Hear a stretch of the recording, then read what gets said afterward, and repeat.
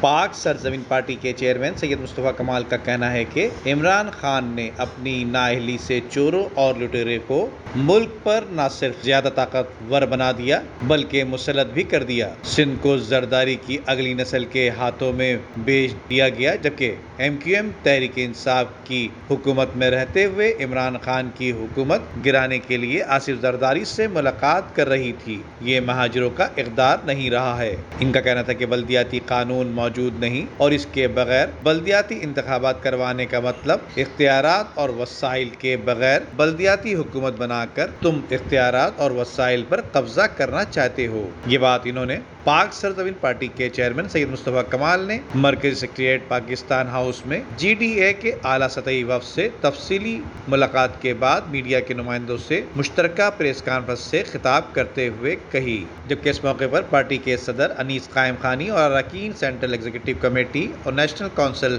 بھی ان کے ہمراہ موجود تھے، جبکہ GDA کے وفد میں صفدر عباسی، سردار رحیم اور عرفان اللہ مروت بھی شریک تھے۔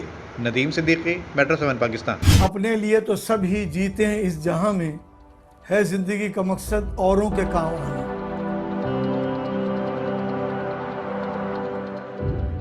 آپ کا تھوڑا بہت دیا ہوا بھی کسی کی زندگی میں انقلاب پیدا کر سکتا ہے۔ دنیا میں سب سے اچھے لوگ وہی ہیں جو دوسروں کے کام آتے ہیں۔ رقم چھوٹی بھی ہو تو کسی چہرے پہ مسکراہٹ آ جائے تو یقیناً آپ کا دیا ہوا اللہ کی بارگاہ میں قبول ہوگا۔ آئیے المصطفیٰ سے رابطہ قائم کیجئے کہ خود آپ کی زندگی میں بھی ایک انقلابی تبدیلی آ جائے گی۔